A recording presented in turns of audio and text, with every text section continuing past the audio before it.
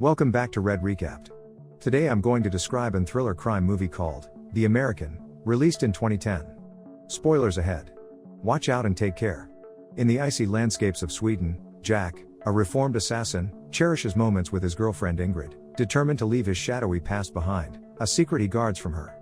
One crisp morning, their leisurely stroll unveils fresh tracks in the snow. While Ingrid assumes they belong to hunters, Jack's instincts kick in, sensing something amiss. Swiftly, he ushers Ingrid into a concealed spot, just moments before gunfire erupts from the woods. In a startling turn, Jack discloses he's armed and dispatches the assailant with a single, precise shot. The fallen figure lies before them, prompting Jack to inspect the scene. He instructs Ingrid to hurry back to the house and contact the authorities. However, as she turns to leave, Jack realizes his true identity is at risk. Regrettably, he takes drastic action and ends Ingrid's life, knowing there's no other way to safeguard himself. Nearby, a car shelters yet another assassin, patiently awaiting his comrade. However, Jack tracks him down and neutralizes the threat, leaving no room for compromise. Subsequently, Jack swiftly departs the country, finding refuge in the vibrant city of Rome, Italy, where he rendezvous with his handler Pavel. Jack clarifies that the Swede stumbled upon him and that Ingrid was entirely innocent, yet Pavel maintains a suspicion, cautioning Jack against forming attachments in their perilous line of work. Pavel pledges to handle the individuals who track Jack down. However, Jack's discomfort in the sprawling city prompts Pavel to arrange a sanctuary in Castelvecchio, a quaint town on the map.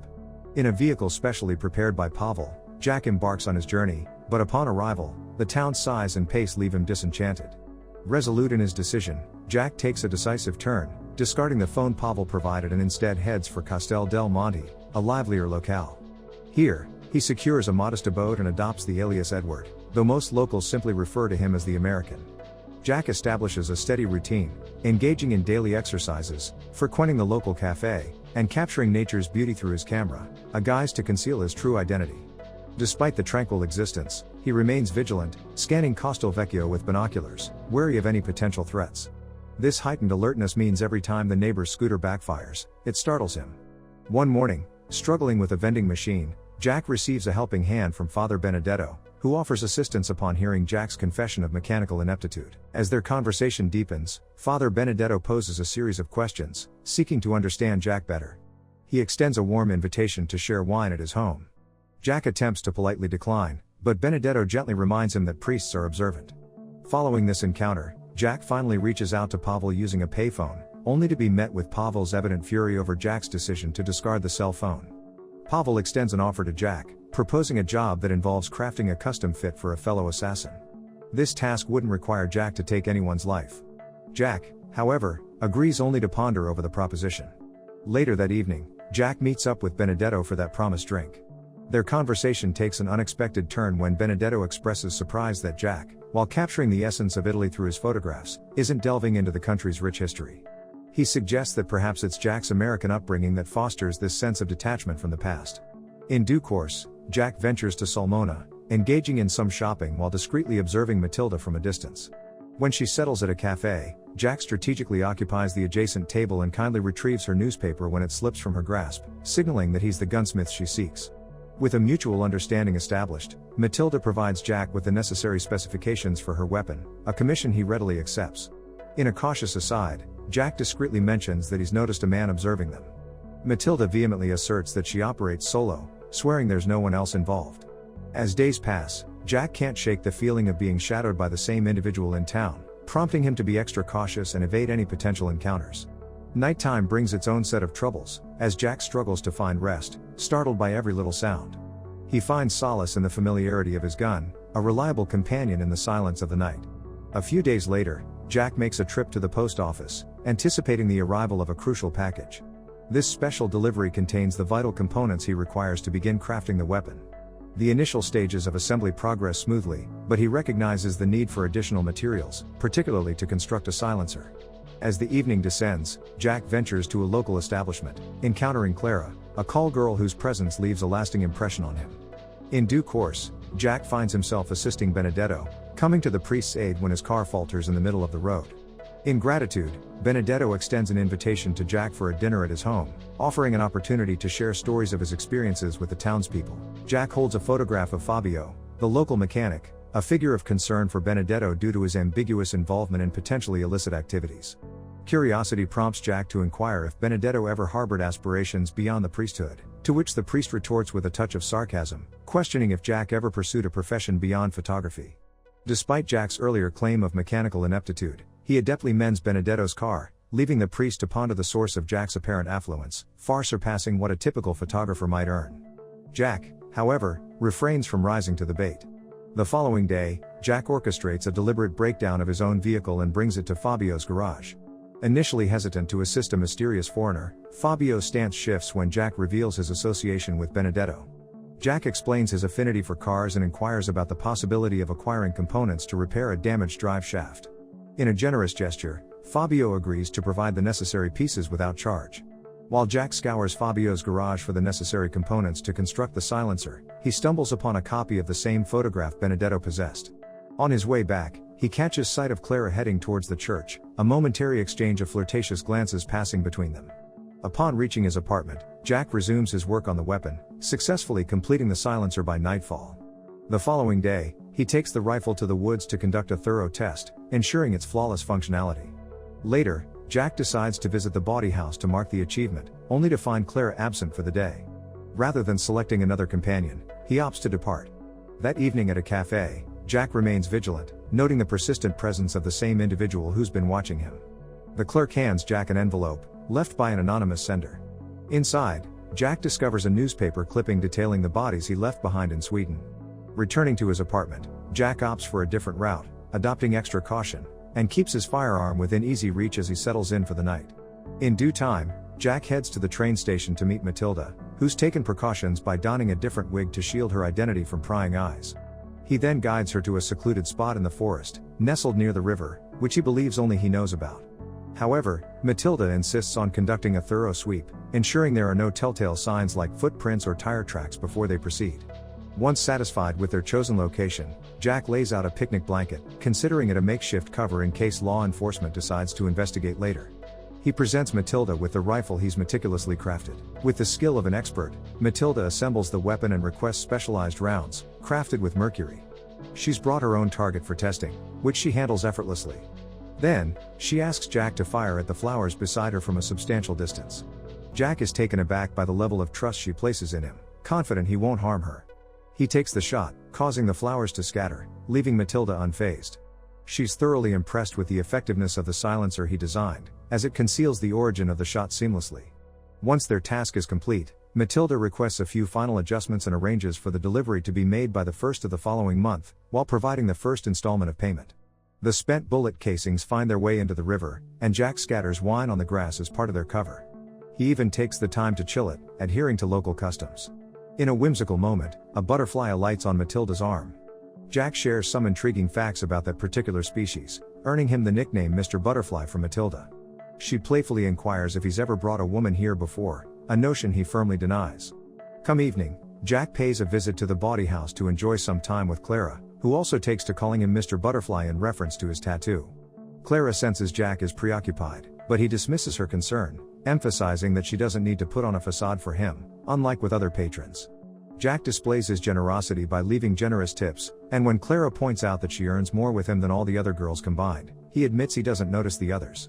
While diligently working on the rifle modifications and crafting mercury bullets, Jack takes occasional breaks at the cafe. One afternoon, he runs into Clara, who is headed to the movies with her girlfriend. They engage in some casual conversation, and Clara suggests they meet on Wednesday. Jack suggests their usual meeting spot, but Clara presses him to specify. In front of her girlfriend, he hesitates to mention the bawdy house, and Clara seizes the opportunity to suggest a restaurant instead. Once the ladies depart, Jack peruses the newspaper and is unsettled by a report about call girls meeting grim fates. Later that evening, as Jack returns home, he notices that the usual observer isn't just watching anymore. Now, he's actively tailing him.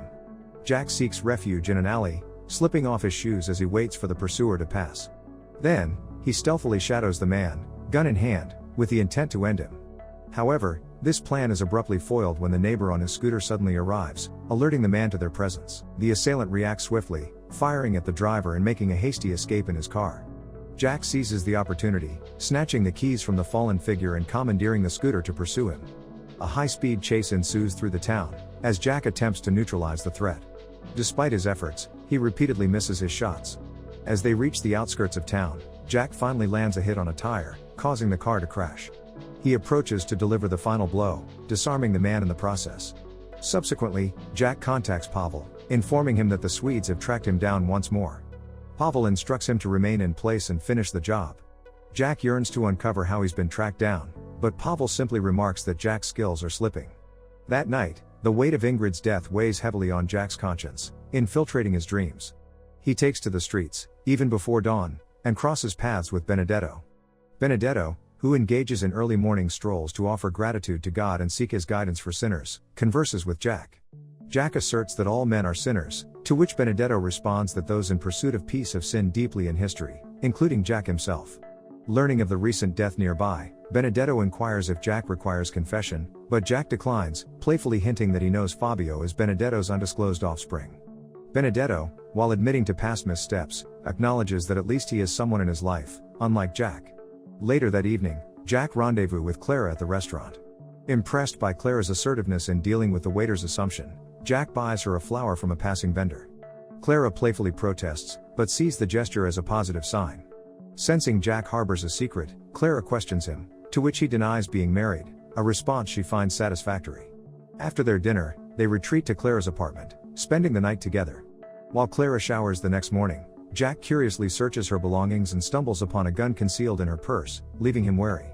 Later in the day, Jack completes the order and acquires a suitcase along with office supplies to discreetly store the rifle. With his task finished, he shadows Clara to ensure she isn't a spy. Jack observes Clara with some men, but he's unable to discern if they're clients or potentially dangerous individuals. The next day, he contacts Pavel, requesting an additional 2 days before making the delivery, a request Pavel grants. In the afternoon, Jack takes Clara to their secluded picnic spot in the forest. Upon reaching the river, Clara undresses for a swim, but Jack refrains from joining her. As Clara discovers the bullet cases in the water, she attributes them to hunters, prompting Jack to toss them back. While they share their picnic, Clara reaches into her purse, causing Jack to instinctively tense and ready his gun for self-defense. However, it turns out Clara was merely retrieving her sunscreen. Despite the misunderstanding, it sparks a brief disagreement. Clara confides that she carries a gun to safeguard herself, given that a killer is targeting call girls. Jack reluctantly accepts this explanation. As Jack contemplates Clara's invitation to the town procession and her suggestion of going on regular dates, he gently but firmly explains that he can't stay permanently. This prompts Clara to kiss him passionately and implore him to reconsider. Back at his apartment, Jack can't shake Clara's words from his mind. He decides to call Pavel and make it clear that once he completes the delivery, he's done. Pavel seemingly accepts this decision without protest, but after Jack hangs up, Pavel makes a special call to Matilda. The following day, Jack meets with Matilda at a roadside cafe. She's in yet another wig disguise. He hands her the specially made mercury bullets in a discreet container, and she takes the suitcase. As she excuses herself to use the restroom, she secretly prepares an additional gun she had brought along. Jack grows increasingly anxious as Matilda takes longer than expected. Alone in the cafe with his gun discreetly at hand, he decides to wait outside for extra vigilance. When Matilda eventually emerges, she hands him the remaining payment, hinting that she has more to discuss. However, their conversation is abruptly interrupted by the arrival of a bus full of children, prompting Matilda to swiftly depart before being noticed. Jack heads back to town, unaware that Matilda is tailing him while conversing with Pavel on the phone, who urges her to eliminate Jack promptly. Meanwhile, the procession in town keeps the streets bustling, providing cover for Matilda's infiltration of a house. She dispatches the occupants and positions herself on their roof to monitor Jack. Pavel also arrives in the vicinity. In the midst of this, Jack meets with Clara and earnestly proposes they escape together. Clara readily agrees, and they express their love for each other. In a sudden turn of events, Matilda prepares to eliminate Jack, but her weapon malfunctions and fatally injures her instead. Jack had cleverly tampered with it in advance.